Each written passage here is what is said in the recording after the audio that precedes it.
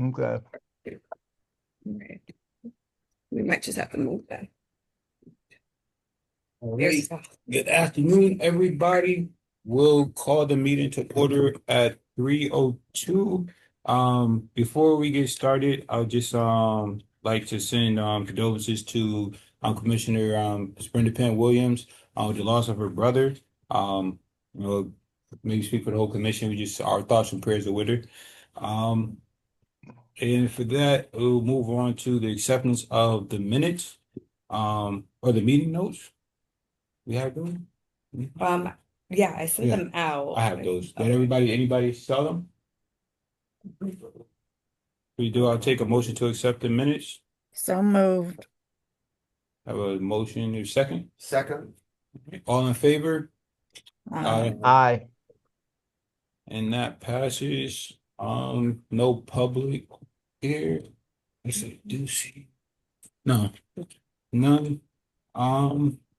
Then we could just move right on to the new business, which is the grant application, and I'll turn that over to actually before we do that, I'd like to just go into executive session briefly. Just so we can start off something. So I'll take a motion to go to executive session. Um, I move that we go into executive section. I For what? second that Second. motion. Daisy Franklin. Second. all right, and then all in favor? Aye. Aye. Maybe we'll move them closer to them. Should we just pause the and then now we're back. So out of executive session, we didn't make any votes or anything. And then now we're back, and then I'll turn it over to Sabrina to present the 2027 grant application. So with this year's grant application, I first went back and reviewed all the language that you guys have already pre-approved, just to see where we were starting from. And I used most, if not all of that language when we're discussing the consent decree and making sure that we knew that this is not it's not discretionary. This office has to be funded. So that all of that wording you'll find in this application. Now, a key difference that was made this time around with this grant application was that we wanted to really state not only that this office is important, but how we are important. So what do we actually do? And I wanted that to kind of be on record in this application, as well as do a nice clear outline for how we will continue to grow this office and continue to grow our outreach as well. So so the next step that we moved into after basically saying that this office does exist under a federal consent decree and is codified is that the workload and the complexity of the work is going to increase. So Norwalk is very much in line with national trends. The National Fair Housing Alliance reported that more than 32,000 complaints were filed in 2024 nationwide, with half of them involving disability, followed by race and national origin. And that is something that this office is seeing as well. So we made sure to put in the exact numbers. So I put in that from April through October 2025, we engaged with more than 1,200 residents, landlords, and partners through training and community events, and we are looking to expand that. So the application itself is broken down into 3 different categories. So it talks about education and outreach and how we are moving the city from 1 annual event to 3 community facing events per year. Obviously, that does include the Fair Housing Month programming, but we are looking to do 2 additional workshops, and we will utilize the city spaces in order to keep that cost down. That way, we can use the money in that line specifically to increase the quality of the event that we're doing, right? So we want to maybe bring in a speaker, make sure that there are handouts that the landlords and tenants and people who are looking to grow Norwalk can use, right? And that also comes with making sure that everything is in multiple languages. So right now, that's going to actually send me to the second point, which will be more education and outreach materials. The ones that we have are outdated. I had to go through, as I said, in previous times and throw away a lot of the old material that was outdated and didn't speak to the new laws and how things are truly funded. So next year, we want to make sure that we get all updated materials, that they are translated in French, Creole, Spanish, Portuguese. And then if other languages arise, that will be through the second part, which is monitoring, investigations, and advocacy. I created a new way of tracking all of our intakes. So primary language spoken in household is now a question that would be involved to make sure that we are reaching the residents and speaking to them in a way that they can fully understand their rights, which I think is something that is increasingly important and what I see a lot of at the community outreach events that we are having are people who are having more of a language barrier. Now that they know where to go, it's great, but they can't get the information in the language they need. So we're working on a day-to-day to make that work, but we do have to set aside some money to make sure that we are staying current in that regard.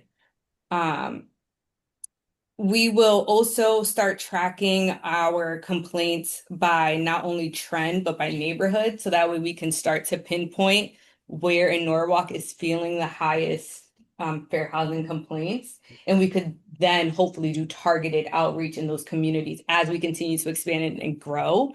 I would say the first fiscal year that I was here was really more about analyzing where the office was. This next fiscal year will be more about analyzing where Norwalk is, right? Now we know the stance of the office, what we need to do to revamp this office in particular, but now we need to know the exact issues that are going on in Norwalk. And we are seeing that a majority of complaints that are coming in are disability complaints, followed by race and nationality. So we're going to continue that work in those areas.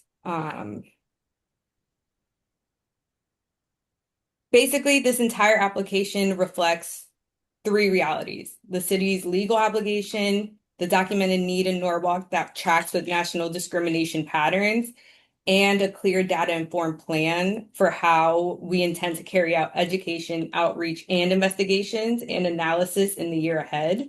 I am confident, and I hope you guys will be confident, that the budget will allow the Fair Housing Office to meet those responsibilities while remaining responsive to the increased workload. As we are all aware, there was a big change in federal funding this year. A lot of their fair housing organizations nationwide are federally funded, and they've already announced that they will start to peel back the work that they are doing because they simply can no longer afford it. And though that is a harm nationwide, that does present a new and unique opportunity for a place like Norwalk Fair Housing, which we can fund through the city and make sure that our residents here get as much knowledge as possible. And it will mean that this office should see a huge intake, because there won't be places like Connecticut Fair Housing being able to take as much of the workload anymore, right? And legal services won't be able to take on as many cases. So what this office does with education and mediation my prediction is it will double next year. Our numbers should double, which means an increased workload, which means an extra strain on the office. However, it is something that I think that we are all able to take, and I don't think it's going to break the office. I think it will actually grow the office. So you should see that reflected in the application as well as in the budget. Are you asking for any help for another person? This year, I am not asking for another person. No, not in the budget. Not in the budget. I am hoping that we might be able to get a college on board to maybe be able to do some internships here. The office would qualify for a credit exchange. So a intern would be able to come in a couple times or a couple times a week for a couple hours. And then what they would get in exchange are college credits. That's another way that I'm hoping to offset the cost of having someone in the office. once we have someone here, I think it would be easier for me to say in good confidence, like, okay, these are the tasks that this person can complete without it being an issue of like privacy for residents and making sure that they're not I have to also have full confidence that whoever I'm working with also is giving, is knowledgeable in the subject. So I don't want them to give false information and then the office is seen as giving false information. So I think it's just, realizing that maybe they can do the Instagram posts and maybe once we have things printed, putting those things all together and kind of more administrative tasks and less like knowledge tasks, if that makes sense. Not knowledge, that's a bad way to say it, but like education creation, I think would be a better way to say it. I think too, like the part of that we had, it's like thinking of like a better game plan of how to do it. Because I know in the past we talked about us needing help, but I think especially with this being Sabrina's first year, Doing a whole lot more work. yeah. But I think that if we start with just her first year and then we write in the budget, then we're asking for an extra 50, $60,000 to do it, then it might not be like received well. But I think a full year of Sabrina being here and showing like this is what we're doing. I think then, especially building like this new administration, building it plus this next budget year for the city is going to be a tight one. It's year 3 of the tax phasing, so it's going to be a tight one where I think even the email that we got from the CFO was like everybody kind of tighten your shoestrings. And it's going to be like tight year. We want everybody to decrease as much as possible. So that's why we didn't think it was like a good time to do that right now. Even when it comes down to the internships, we had talked about like possibly an intern could be more work for Sabrina, just having to manage somebody rather than like just if we could have somebody that's doing like the busy work for lack of a better term. But I think it's something that we definitely know, even like when we talk with Margaret, we could need somebody, but I think we could maybe strategize a little bit better. And then once we show like this, hey, this office is growing, it's doing this, then it creates those opportunities to do it. That sounds Yeah, good. I Mhm. concur with what Jalen just said. Yeah, I think the smart thing is to just proceed. We certainly won't ask for another person right now, anything like that. But I do think there's a difference in my mind of like night and day compared to what we're doing and what we used to do. And so I certainly see um, the workload increasing and the office getting busier because if nothing else, we're making folks so much more aware of what housing is and fair housing is about. I mean, it's just easy to see that that's the case. But I do think that going through this coming year will be really good. Because it'll prove a whole bunch of things.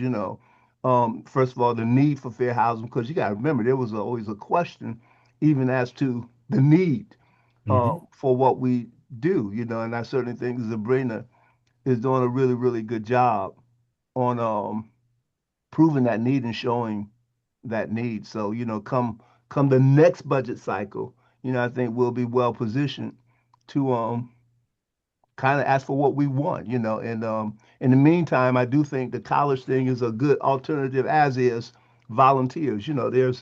There's people out here that like to volunteer and that's capable and that's you have the things like the score thing, but you also just have older people out here that um might be willing to volunteer, that's kind of knowledgeable, not like kids, where you have to teach everything. So I think that track is a good one, to deal with the volunteers or internship or whatever. So it all sounds good to me, as to you all's thinking. Um, I have another question. The education, will there be some kind of funding for her and also a board members to receive some sort of training? Because that's one of the things I'm curious about and want to know. Yeah, so I did put in some money in the plan for us to hopefully be able to go to like fair housing conferences that are put locally here. Mhm. Um, Here? so in Connecticut, yeah. Oh, So okay. there's there's usually about 2 to 3 that happen in Connecticut, with one that usually has a cost to attend. Yeah. It's in person. This last time around, it was at one of the casinos. I can't remember. But so it's like very large. The convention center there holds a lot of people, was my point of bringing that up. So I'm hoping that next year, if everything is approved, we would be able to go, because I think it's, the knowledge training can't only just be me. You guys are also one of the biggest parts of the office, which is that policy version, right? So getting out, mobilizing people, and making sure that we're all up to date and current. So yeah, there is some in there for that. It would all be local though. Okay. Yeah, I think the biggest thing is building the relationships with other like organizations. Because a lot of places are doing a lot of different things. Like I know there's one in September that we got invited to, like kind of last minute. Yeah. And it didn't work out. But we have those relationships now where like the Open Communities Alliance and all these other places that are doing things that now they'll let us know 6 months in advance so that we can make sure that we're there. And those things are free. And then you have those relationships where it's just like we know what's going on. So I think leveraging the free things, but also taking advantage of those. So that conference that was at like Mohegan, I think it was like $25. Yeah, it wasn't It even wasn't a like a large lot of cost. money, but Yeah. it's just, I think part of the problem too, we find out too late, but now improving those relationships where we find out in advance so that we can spread it and make sure that we're aware of it too. On that note, the relationship building, there's an ongoing, collaborative effort with this fair housing and other organization within the state of Norwalk, as well as this state we find ourselves in. Am I right? Yeah. Okay. I did also want to point out something that wasn't actually spoken to in past applications that I think you all have been very poignant in making sure is always stated on record. Is that the demographics of Norwalk really speak to the need of this office. So one section of this application just talks to that and goes into here it says like the census report says that Norwalk has roughly 92,000 residents.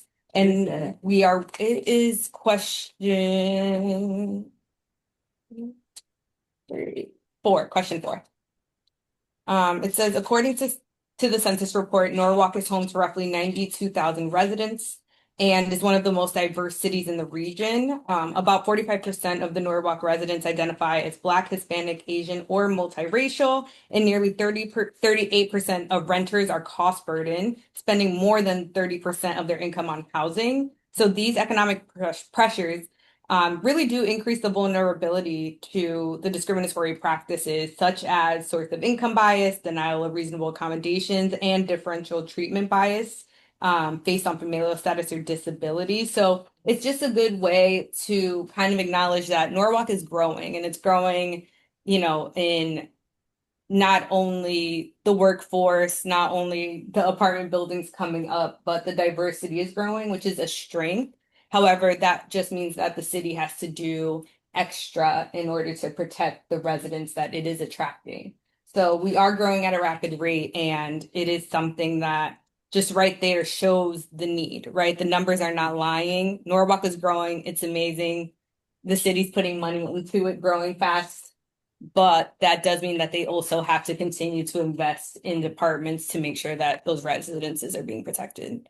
So I think we have a good case this year, which really show through data the need for the office, not just the need in theory, right? Because we all agree with the theory. We know it's important, but the data really does help back that up as well. For sure.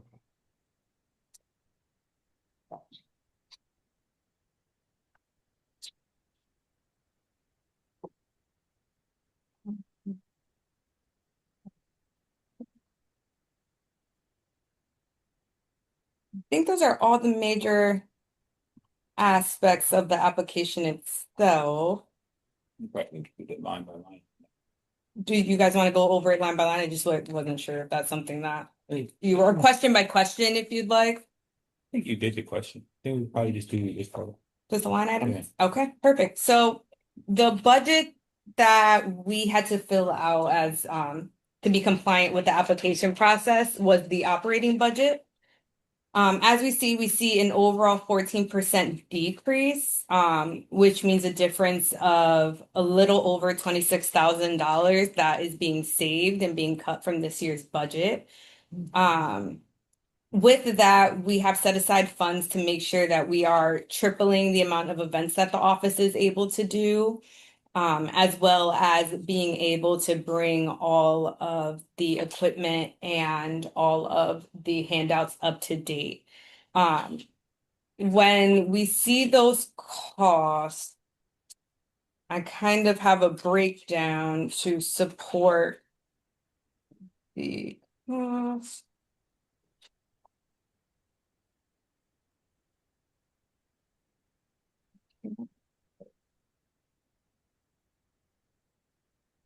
Okay, so the overall budget is gonna really reflect the supply and outreach. Here we go. So in order for us to get the handouts interpreted in different languages and printed out, that itself, when you break it down through the 3 events, that just the printing of things ends up being about $500 per event.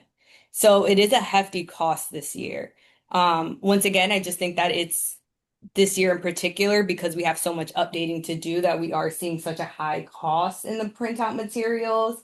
But I think it's something that is needed.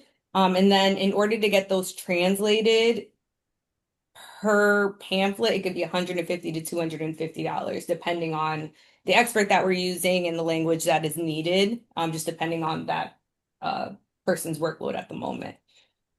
So that's where we're seeing a high increase in the office supply outreach and education line.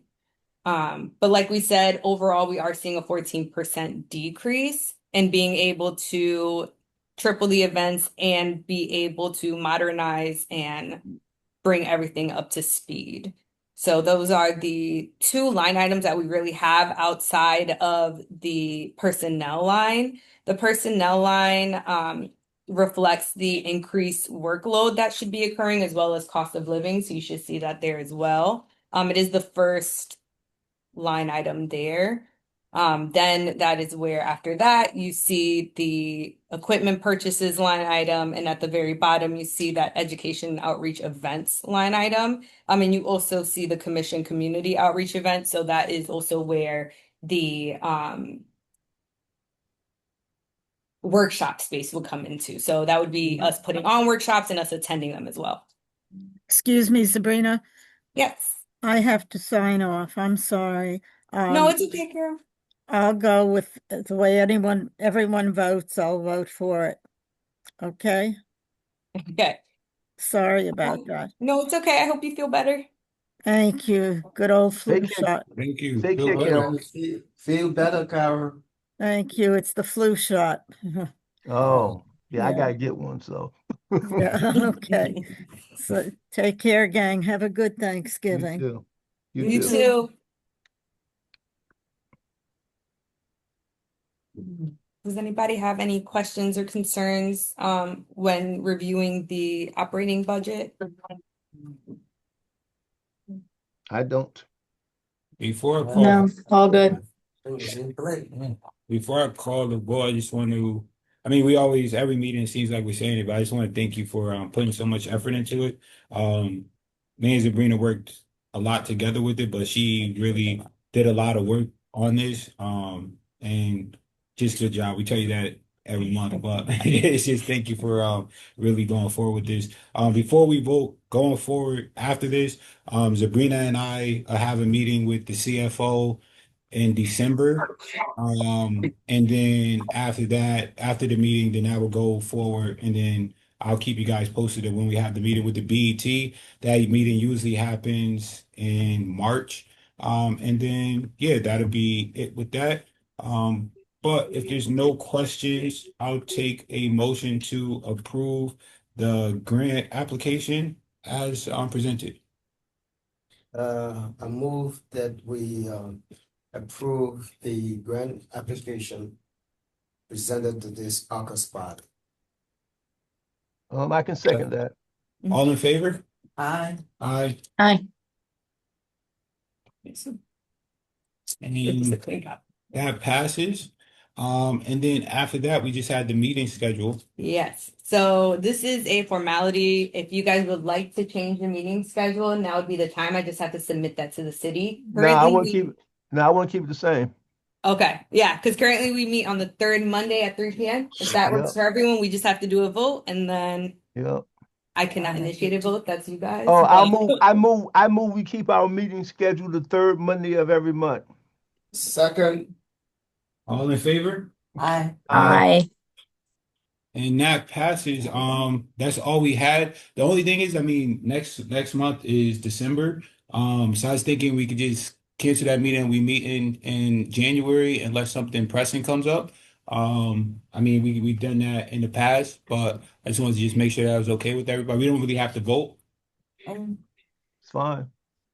gen- Oh, Daisy. generally- Yeah, that's fine. Wait, generally in December, the board does do something together. Will we be doing that? We do. I think last year we did because Margaret was leaving. I mean, we can't. That was for a different Okay. thing, for her leaving, but generally, we do have like, go out and We- have something as a group. We can. We could do it if we want. We could do something like kind of informal. Yeah, we'll set something up. we can We set something up. If That's you guys, easy. yeah. we want to. We'll talk. That's we'll do something kind of informal that way. Yeah. Okay, sounds good. Yeah. You know. All right. So if there's nothing else, we'll take a motion to adjourn. Jalen, sorry, one second. So just Sabrina and I are presenting on Thursday in a Awesome. virtual conversation. And we can send the link out. Sabrina, do you have the link? I don't have the invite link yet. Oh, the actual invite. Okay. yeah. So we can but I can send. send out the registration. Cool. Okay. So we can send the link out. It's a virtual conversation on the housing crisis. And it's being presented by Family and Children's Agency. It's Sabrina and I, as well as Helen, the CEO and president of Homes with Hope in Westport. So if you guys want to join, that would be awesome. Yeah, we're really excited about it because a lot of people are signed up. I think we have over like 60 people. Oh, cool. So Sabrina is going to kind of talk on like the fair housing end and eviction prevention and things like that and landlord relationships. I kind of have like the supportive housing and voucher end of it. And Helen has more of the like state and federal level with affordable housing. So What day? yeah. I'm sorry? What day did you say that was? It's Thursday at 12 o'clock. It's just an online Yeah, conversation. send the link. I'd like Yeah. I'd like to see the two of y'all, see how y'all really do in front of folks, you know. Yeah, You you know, got it. You know, I kind I'll of give you that think you do text. good, but I I think I nothing like said that seeing it Instagram. firsthand, right? I'm so nervous. I don't know. Oh, you'll be fine. Hey, let me say one thing before we go. I just thought we ought to congratulate our chairman on all his many electoral Yes. victories, and he had a few. Can't say what the few are, but congratulations, Jalen Seed. Thank you. Thank you. Joe, Congratulations. I told him earlier that he's in preparation for something greater. Yeah, Mm. yeah. Hey, Hey, Jalen, what you get elected to? Just in case everybody don't know. So the biggest one, I got reappointed to fair housing. That's a big one. Okay. But I got reelected as on the Common Council Yeah, as a commissioner for the first taxing district and Yeah. then also a constable. yeah. So And I three knew elections. all those, Jason. I just wanted somebody else to say it. I knew all of them too because I filled your name in that little There circle. you go. Oh, awesome, guys. Thank you very much. Thank you guys. And then also we have as another point, the mayor's office is going to be watching the reappointments. So I think we have two that's up next year, but we made sure that Miss Frank and I got reappointed. And then I'll put this on record too, because I said it to the Common Council. My goal isn't to really kind of gatekeep and hold this on. So if somebody is interested, I do want to at least get us through the BET process. But if somebody wants to step up or go, so I don't want to be power hungry. I'm happy to be here.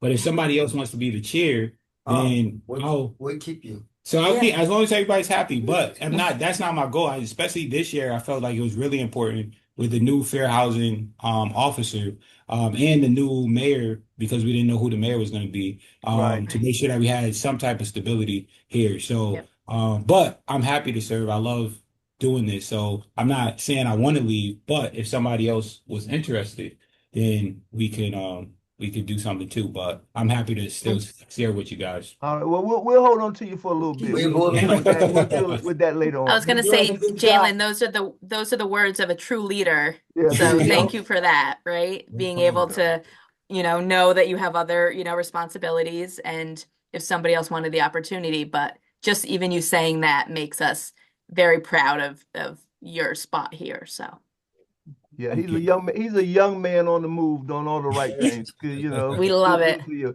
Hey, Daisy, it's good to see you, Daisy. To me, if I'd known you was gonna be here in person, I might have came down in person.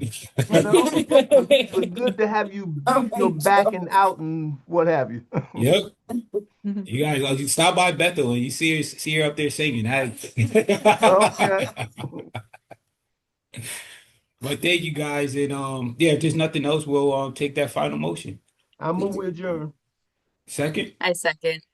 all in favor? I, Aye. So we'll see you guys before the holidays, but if we don't, happy holidays. Well, Happy All right. Thanksgiving. Yeah. Take care. Happy holidays, guys. All right. Bye, Sabrina. See you Thursday. Bye. See you Thursday. Bye.